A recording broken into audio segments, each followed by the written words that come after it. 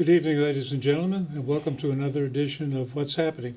I'm George Binns, and I'm here with my co-host, Cahill, and we're very pleased to have with us as our guest tonight the Mayor of the City of Beverly, the Honorable Michael Cahill. Mike, glad you joined us. Thanks, George. Gail? Nice to be here. And obviously you're running for re-election, and the issue, I guess, that the opponents would like to make the point of interest is the cost of the middle school. And we've been through enough meetings that the finance director, Brian Ailes, has explained how it's an affordable thing. And I guess the real concern is, if something goes wrong, do we end up with another Proposition 2.5 override? What's your confidence that we can avoid one of those? Oh, there'll be no override. Flat out none. Flat out none. The project will cost the city $60.8 million. Well, we all would have preferred it would cost less, and there were some projections a few years ago that it might. The reality is that the cost per square foot of construction is what it is. Materials and labor have increased significantly in the last couple of years, region-wide. So that's what we'll need to spend. However, as you know from participating in these meetings, George is a member of the Middle School Building Committee. The city has been planning for years for these expenditures. We can handle them without ever considering a Proposition 2.5 override. In fact, the city currently, and even at the height of paying for the middle school project, is comfortably within what's considered a desirable or healthy range in terms of how much of our operating budget is spent on servicing debt. So that the bond rating agencies are confident we can handle it. We know we can handle it. We've set aside over $5 million thus far in a rainy day fund that we can tap if needed. We also know that we've got 2 more fiscal years worth of closing the books, the year just ended and next year, where any free cash, and that's a funny term, but it's the money that's certified by the state after you close the books on your fiscal year as being available. We know that there will be money available this year, the year just ended, and we're going to put a healthy chunk of that into the rainy day fund, and we'll try to do the same the following year. What is the exact cost of the building? So the cost of the building will be $109.2 million, of which... And that's settled? It's not going to go up? Yes, that's the agreed upon project scope. Okay. The state will pay $48.4 million, although they may pay as much as $49 million, and those are part of the negotiations that we'll have in an ongoing way with them in terms of what they accept as expenditures. But 48.4, we're at 60.8, there's the 109.2. Now, $1.5 million has already been spent on the feasibility study, so technically you could, put that up in the 110 range. But of the 1.5 million spent, the state is reimbursing 55% of that. So, that's money that's been approved and spent, and state reimbursements already come through. That's for the part of the project that we've already completed, which has led us to determining what the grade configuration will be, determining what's the appropriate site to build on, and how to build. And as you know, George, we did look very carefully at renovation addition options at Memorial, but in each instance, and I had hoped at least initially that we could save the auditorium, if nothing more, but in each instance, all of the scenarios that were looked at showed that any renovation addition project would cost more than tearing down a new construction, unfortunately. And unfortunately, this isn't a unique situation to Beverly, because I can remember when I was still working at GE, they moved out of the West Lynn facility, had a brand new building there. They offered it to the city of Lynn to make it a high school. City of Lynn couldn't accept it. It didn't meet standards and code. So they just passed on it and eventually tore that one down. So it gets to be a real problem that I don't think too many people recognize, that once you get too many years old in a building, you get way behind on the codes. And if you start to make significant amount of changes, you got to bring it up to code. And it's one thing to start from scratch and build a code-compliant building, but to take an old one and do it again, I think we've all listened to Mike Collins, the engineering director, complain about all the difficulty they had with this building. We were in the high school, meeting code on some of the things we tried to save. So that's a much more difficult issue than I think a lot of people talk about. But aside from the middle school, what do you think of the three big problems facing Beverly in the near term? What are our problems? Let's say, what are our opportunities? I think it's continuing to priorities, the things we need to do. Okay. Are continuing to deliver the high-quality services that people rely on and need through city government and through our schools is one. Continuing to seek out and encourage and support the right type of economic investment in Beverly that is consistent with our kind of the nature of the community. You know, ensuring that we get the economic investment, redevelopment on the waterfront, the downtown, and in the commercial industrial kind of corridor along 128. Well, that raises the question. In a way, let me just, in a way that's consistent with what we're used to in our neighborhoods and in our community. Sorry. And well, that raises the question of what's the big picture? Is there some place in the system a description of what we think Beverly ought to be, and we can start to see a roadmap of how we get from here to there? Mm-hmm. Mm-hmm. I know there's some commissions that are part of the city government structure that are considering evaluating the downtown area, the waterfront. The issue you brought up before we started on National Grid has a piece of property that they're using for parking that looks developable. Mm-hmm. Sure. Well, I think a couple things. We have a master plan. The master plan does speak to some of this. Is a copy of that in the library? Yes. Oh gosh, yeah. In the public library, yeah. And it's the master plan that we're working with is kind of reaching its life cycle. You know, it was written in 1999 through about 2002. We are in the process of putting a scope together for an updated housing plan, because our master plan, for example, didn't really anticipate what we all know is coming with all the baby boomers moving into retirement in the next 10, 15 years, and a significantly greater percentage of our population in Beverly being in retirement, lesser population in the workforce, which will lead us to need a more effective and easy to implement senior housing strategy. You know, senior housing of all economic income strata and across the spectrum of independence to needing more supports in home and in different congregate settings. So we need that. At the same time, as I said, since more of our population will be seniors, we'll have a need for workforce housing, because we'll have a lower percentage of our population in the workforce. So these are part of it. But kind of stepping back from that, even we are working hard to try to align our costs, our built-in and recurring costs in municipal government, with our capacity to grow and deliver new revenues, because there's a point where growth becomes less achievable, less desirable. I mean, you can grow to a point. It's not cost-effective. So, a simple answer. Right. So, trying to get a handle, we're working hard to pay down our unfunded pension liability. We're looking, with great interest at our OPEB liability, which hasn't really hit the radar too much yet. Could you translate that, please? Sure. We know that some years ago, cities and towns were told by the federal government, you need to fully fund your pension systems.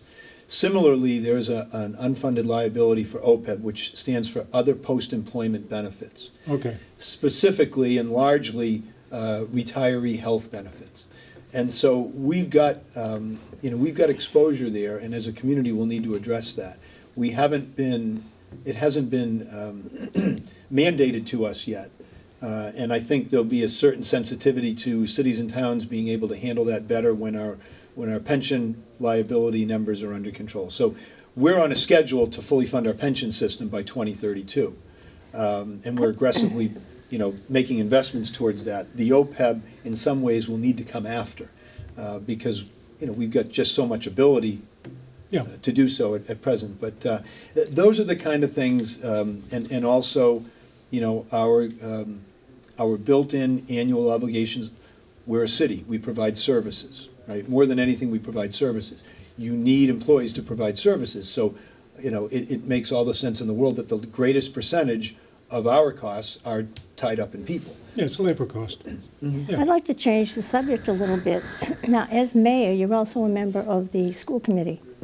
And recently, the school committee decided to vote for park testing in the schools. And Common Core has already been established. I know that the state has not yet decided whether to keep the MCAS or to go with the park. One of the reasons that was stated when you voted for park testing was that you would have the results of the testing before the start of the school year. Have you received the results yet? I'd say it a little differently. We'll have the results. I mean, the results are there, but and we had some conversation last night at the school committee meeting about starting to dig into those. We'll be examining those before decisions are made about where to go next. Because, you know, what we agreed to was to implement park one time and then take a look at, you know, what it shows us. So But once you implement it, how do you go back to the MCAS should the state decide that the MCAS were what got us to #1 in the first place? Why should we remove that for something that's been untested? Well, I think the even a different issue comes up. There's an article in today's paper, the Salem paper, that the state has come across, and I think several other agencies have come across the concept that the kids that do well in the park math test do better in college than the kids that take the MCAS. And the thinking is being tossed around of, well, why don't we go back to MCAS but jack up the requirements to be more stringent so that they can match the park? So I guess the issue comes down to one of not only what are we going to do about park, could the city, for instance, school district, decide that we're going to stick with the MCAS, but we're going to go to a stiffer standard? Well, we may not even have Common Core. Yeah. I mean, if Common Core, there is a petition that's circulating for signatures to go on the 2016 ballot to eliminate Common Core. So that's also a possibility. Sure. Well, I know there's been a lot of conversation about this, and I know you, Gail, particularly have some strong thoughts on it. I voted in favor of piloting parks so that we could gather the data, so we could, you know, determine whether it's got the utility and the validity that some say it has. But when will you know the results of that? Oh, we'll be working at that in the coming months. I mean, Because, well, the reason stated, as I said before, was one of the reasons was that you would have the park test results before the beginning of the school year in order to help the teachers. And apparently you don't have that information No, yet. it's not happening, and I think that's the drawback between the theory of park and Common Core and the actual practice. Right. And I think this is the reality that's catching up with not only Beverly, but several other communities, that it ain't there like they said it was going Well, to be. it's all over the country that it's not Yeah, so working out I that don't, well. I think that thing's going to die of its own weight. as well as I think you know, the Common Core was created by educators, by No, school. I'm sorry, it wasn't. Well, my understanding, disagree so with let me that. express my understanding. Sure. You can tell me how you view Okay. it. It was a shared effort. Governors, superintendents, educators around the country, looking at states that were succeeding and states that were falling behind, looking at our deficiencies and failures in the international marketplace, and determining that they should look to states that were having greater success and try to bring some consistency across the board nationally. And that's has been my understanding of the effort to create Common Core. So we'll be evaluating the results of Park in the coming months before decisions are made about what to use next time around. That's really the answer to your question. And you know, I'm not committed one way or the other. We've got to look and see what we find as we look at those results. Well, I think, just to correct you a little bit, one of the myths of Common Core was, as you stated, that it was created by educators. There were a few educators involved, but it was businessmen like Bill Gates. They were governors who had very little experience in education, and it was all a part of Race to the Top, the federal government program offering money to the states if they would agree to go on board with Common Core. And the unfortunate part was that it was implemented before it was even finished. And they have been, they've been trying to change it as things go on, but in the meantime, parents are frustrated with it. Educators, teachers are not happy with it. You know, there's a lot of resentment about it, and many states that signed on to it are now opting out of it. I've seen that. And I will say, you know, yes, of course governors are going, you know, policy makers, elected officials are always going to be part of these efforts. But clearly there were educators involved in the development of the Common Core throughout. And so There were some. what Yeah. you say is accurate, and I think there's Yeah. more to it. And so, you know, I know when MCAS was implemented, there was a hue and cry that it was the worst thing that ever happened. And now, you know, some people are holding up MCAS as the better option than Park. So we'll work through it and try to make sense of it. And before we decide where Beverly goes in the next go-round, we'll look hard at all that data. Well, one of the things about MCAS, and I don't want to take the whole program Sure. to talk about it, but one of the things about MCAS was it was developed over time. It wasn't even implemented until it was finished. Okay? And then it was designed by the educators, not by businessmen like Bill Gates, who threw money at it. Well, the Mass Business Alliance for Education was the driving force behind the education reform of 1993 that Right. led to MCAS. So Yep. it was the business community in Massachusetts in 93, 94 that demanded high-stakes testing in order to support the increased funding. So there will always be a political and a business and an educational component to any of these efforts. So I think that the things you're expressing are valid and are concerns that I share with you. You know, Well, I think in Well, Beverly, I think the other issue that gets me going on this thing is the United States is ranked very low internationally among developed nations. And they're ranked very low in something called the PISA test.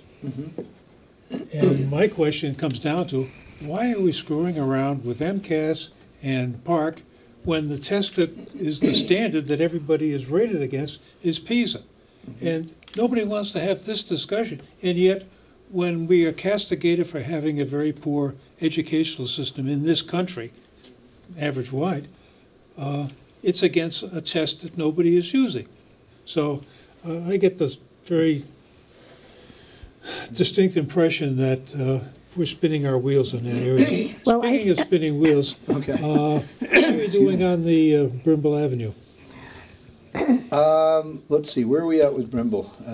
I tend to be walking it or driving it daily to try to check on the configuration and the condition of the road. Yeah, It's- there's an announcement in the paper that we weren't going to be done until the sometime in the spring.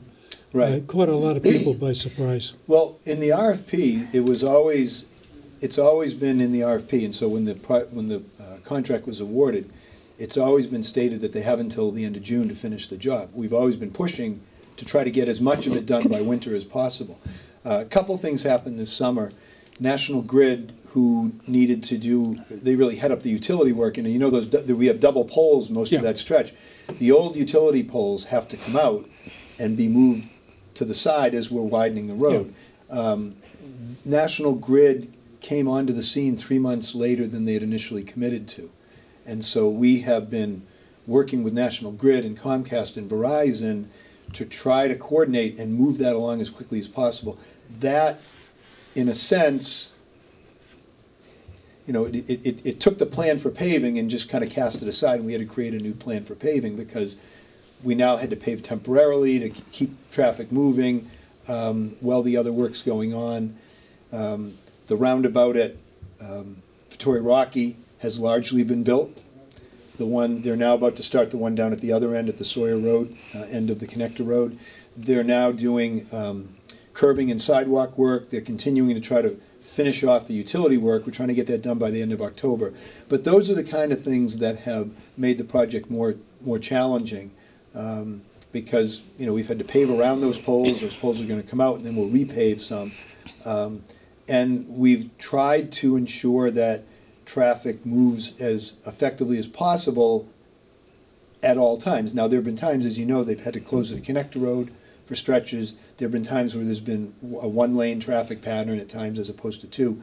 We're largely at the two-lane point. There was also a frustrating period where we were trying to get the paving done, and there were some challenges with the contractor mobilizing to do that. When when the utility pole delays were first realized, the contractor was, it was hard to get them to schedule and get their subs in to do that work. So I think we're on track. I know we're on track. We'll get a quality road out of this, some improvements. Traffic will flow more effectively and more safely. Will all these surprises cost us money? We're working hard to keep the project to its budget. What does it look like for that? Well, the budget we've had to work with is $5 million. Yeah, the $5 million we got from the state. We're working hard to keep it under that. If it goes over at all, we're working hard to minimize that. And Who pays if it goes over? if it goes over, we'll need to use some of our own local paving money and/or Chapter 90 money. I had a question about the vocational school. First of all, how many students from Beverly actually attend the vocational school? You're going to test my memory. We are right around the 100 number. I think we're down a bit this year. We're a bit between 100 and 110 last year. And what is the cost to the taxpayers? Gail, I will have to go back and look at the budget and show you the line item. Yep. If you want, I mean, just a if you want, ballpark. what we can do is we can run it at the bottom of the screen once I check on it. Okay. We did have an increase in assessment last year when they opened the school. The mayors regionally, we sat with the school finance folks and their board and the former superintendent, and we fought on that. The assessment has gone down this year, so it's an incredibly important school, and I will say that they have a new superintendent in place as of last week, and I think that's a very positive step. Yeah, we remember him. Yes, yes, and as I said, that's a very positive step compared to what we were working with. It's an incredibly important school. It offers some great courses of study. It's a resource for all of our communities, and there are Beverly kids who are benefiting greatly from it. Mm-hmm. So, that's another it's another piece of what we do, because as you said, Right. We have an assessment, we pay towards it. Well, I've been we're trying paying- to get in touch with the representative from Beverly. I'm waiting for him to respond. But somebody was asking me about the school committee member. Are they elected? And how long are they elected for? No, how long a term? They're appointed. They're They are. appointed by the communities. Really? Now, our school committee member was appointed shortly before I took office, and I've sat with him and worked with him, and he does an outstanding job. Okay. And we work, when I say we, Brian Dale's our finance director, stays in regular contact with our school committee member, and then I meet with them as the two of them see fit. And he's our representative. Each member community has a representative. So on the that mayor school. appoints him? Yes. Okay. I don't know if that's true of all cities in Massachusetts. I thought some of them were elected, but I'm not positive on that. You mean like a regional or a vote, or in this case a tech? Yeah. I can just tell you, in terms of governance of the Essex Tech, Yeah. which is, for anybody who hasn't really paid a lot of attention, it's the former Essex Aggie and the former North Right. Shore Vocational Technical. They've merged with the new campus having been built, the new building having been built on the Essex Right. Aggie campus. No, the governance of ours is that these school committee members are all appointed by the sending I see. communities. And what is it for? 4-year term, 2-year term? Typically, our terms are 3. Okay. Okay. I did have another school question. Sure. This has to do with the all-day kindergarten. And I know you're very much in favor of it. But the cost to the taxpayers, you said, is going to be about $800,000. Right. Because of additional teachers, staff, classroom space, furniture, et cetera, et cetera. Those are all true. The largest piece of that is the tuition we currently collect that we would no longer be able to collect. Exactly. But you also get almost $90,000 from the state kindergarten grant. Okay. How many children are actually involved, would be involved in attending all-day kindergarten? A couple things. Currently, we have 15 full-day kindergarten classrooms and 3 half-day kindergarten classrooms. We have families who send their children to private kindergarten or school them at home and don't enter the system until first grade. We are one of the state allows communities to charge for full-day kindergarten. We do. There are communities around us who don't, and that, each year that becomes an issue. As you said, it would be roughly in the $850,000 to $870,000 range for us to make the changeover and absorb those costs. We know that we should be offering full-day kindergarten universally. And the law says that once you no longer offer the half-day option, you cannot charge tuition for the full day. We also recognize that we really, don't want to be charging tuition for full day. K to 12 has long been understood as the elementary, secondary public school system. But the K to 12 has been for a long time, but it's a half-day kindergarten. Yeah. I don't know. I think. Half-day kindergarten really doesn't work anymore for most folks. Well, because most people work. Yeah. But at the same time, someone suggested to me that it's more of a daycare thing than that parents should have some kind of fee imposed upon them. Rather than because there's such a small segment of the population in a community that actually does this. Well, that's the other part of the problem is in this day and age, in order to sustain the standard of living that most people want, it takes 2 breadwinners in the family. Right. So once you get into that, it's a chicken and egg game.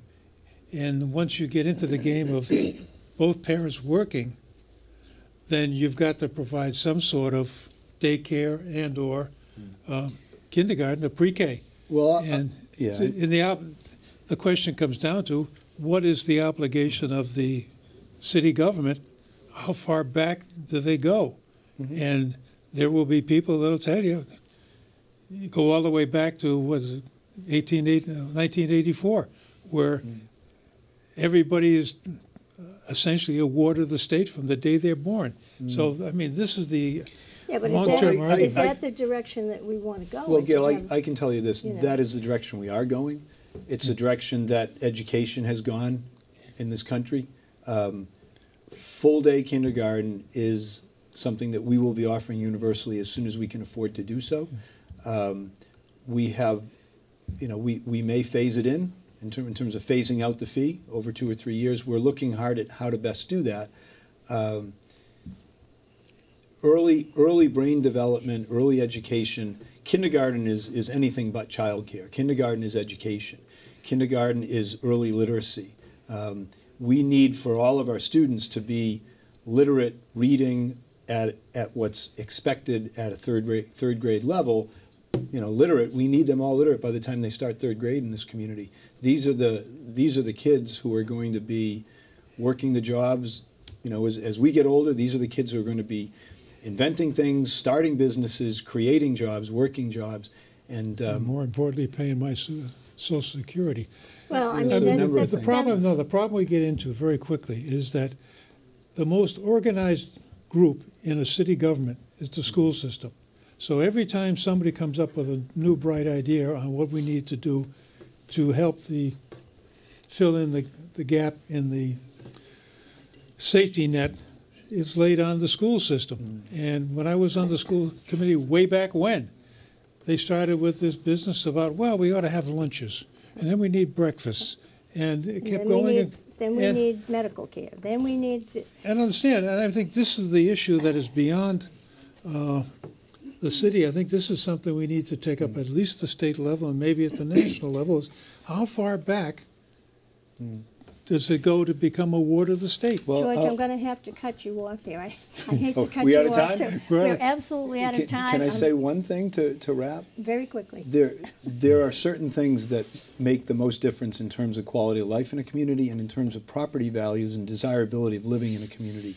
the caliber of a public school system is one of those drivers. Right. And that is one of the important ways that our school system will be as strong as it can be. Mike, we want to thank you for coming on the show. We hope you will come back. Absolutely. And Thank we you. want to thank our viewers for watching. Thank you very much. And we will see you next time.